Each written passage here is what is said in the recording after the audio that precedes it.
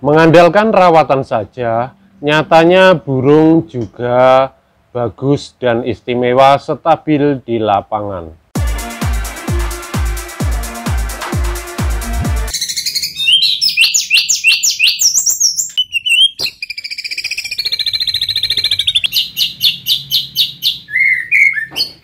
Assalamualaikum warahmatullahi wabarakatuh. Halo teman-teman, ketemu lagi dengan Caraku 55. Kali ini saya akan membahas yaitu tentang burung bukan terah, burung murai batu bukan terah, hanya mengandalkan rawatan harian saja. Murai batu baik dari terah maupun biasa itu mempunyai keunggulan dan kekurangan masing-masing. Burung murai terah memang secara teori, secara keturunan itu mengunggulkan dari terahnya, indukannya ini akan menghasilkan anakan yang bagus. Tetapi tidak semua burung terah juga mempunyai kualitas yang bagus pula. Ada beberapa burung yang hanya ternakan biasa seperti samping ini, bukan dari terah atau dari terah yang bagus, tetapi hasil di lapangan juga juara, bahkan dominasi 1-2. Dari pola rawatan yang kita lakukan tentu secara konsisten teman-teman, dalam arti sesuai waktu luang kita. Kalau saya seperti itu, jadi untuk konsisten pemberian EF tetap konsisten. Jadi kalau burung terah, menurut saya, kalau pola rawatannya salah, itu juga kurang bagus. Dari terah, itu juga harganya pun sudah mahal. Burung-burung saya semua tidak ada yang keturunan terah harga mahal-mahal, teman-teman. Jadi saya memoles hanya burung-burung biasa, burung yang dari ternakan biasa, sama burung-burung muda hutan dari trotol maupun pastol. Kenyataannya burung saya juga kicauannya lantang dan besar. Pernah sering saya sharing di video-video saya sebelumnya. Kalau saya merawat trotolan ini sangat pengaruh nanti pada dewasanya.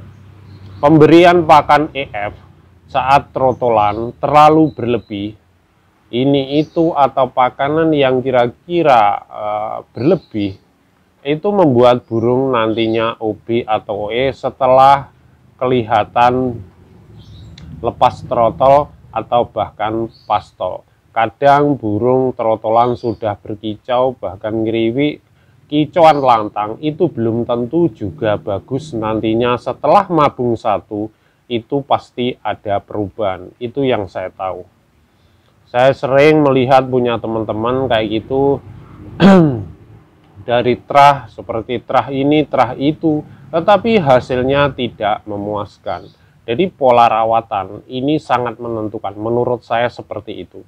Jadi kalau memang burung itu ada yang bagus, ada yang tidak, teman-teman. Jadi gimana kita harus memilih?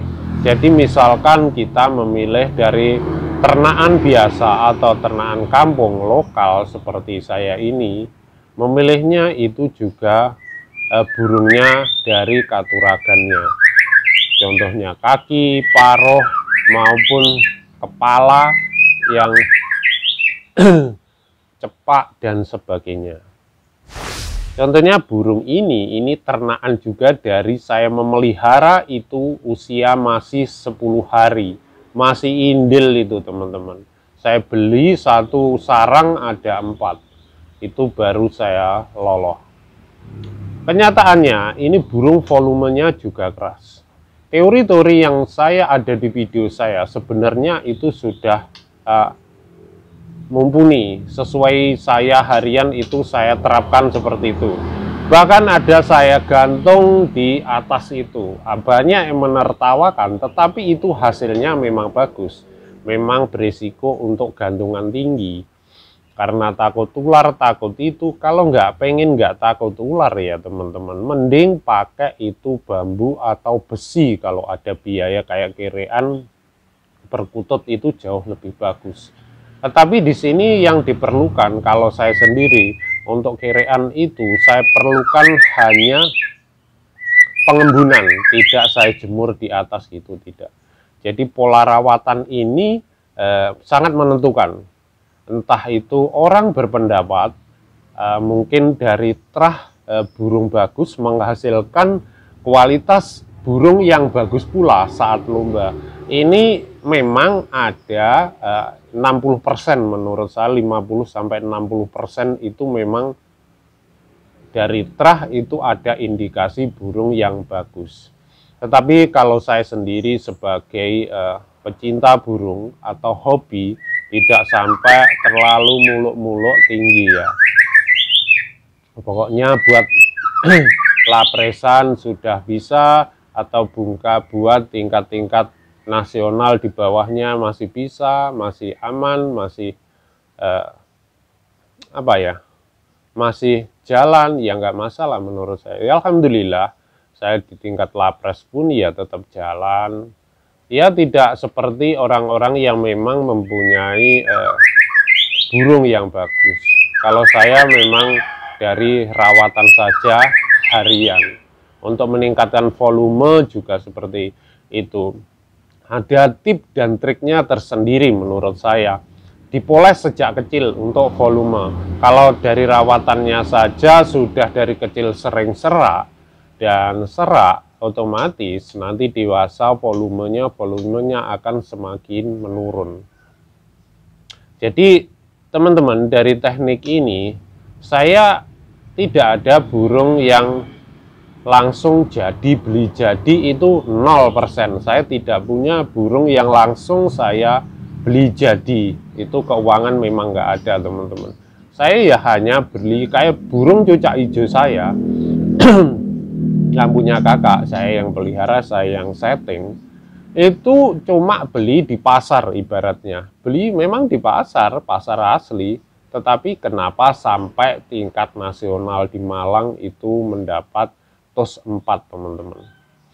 Padahal itu dari pasar burung itu.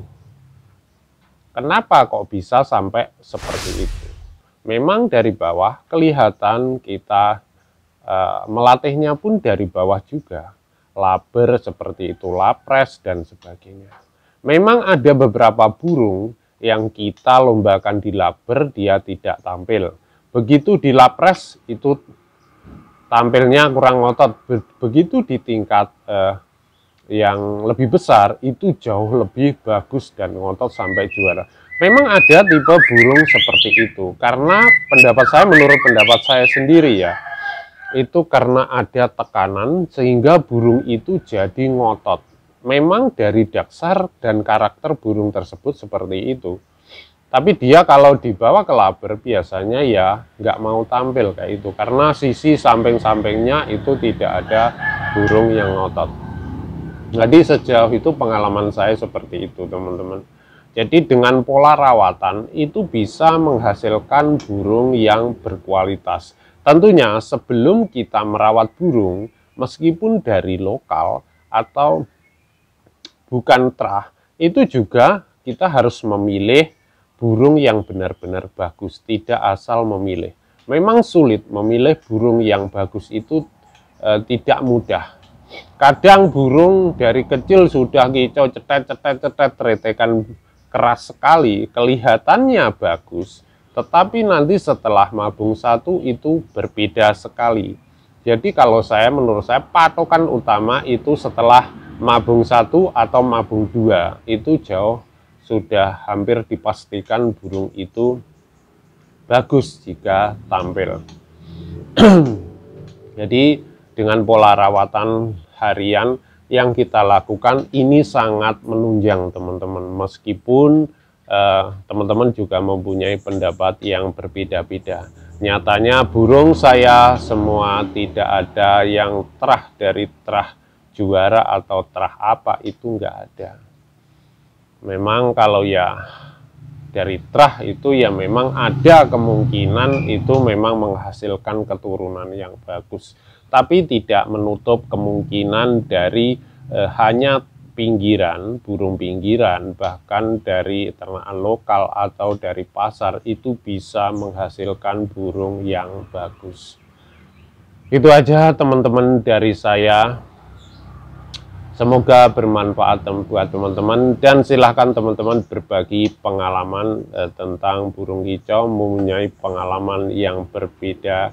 Silahkan berbagi kepada teman-teman di kolom komentar teman-teman. Silahkan mari kita sesama burung kicau saling berbagi ilmu. Karena kalau ilmu kita rahasiakan percuma saja teman-teman. Toh nanti kita tidak mendapat ilmu lagi yang lebih bagus. Karena berbagi ilmu itu sangat indah dan bermanfaat dan juga beribadah teman-teman. Terima kasih telah menonton. Wassalamualaikum warahmatullahi wabarakatuh.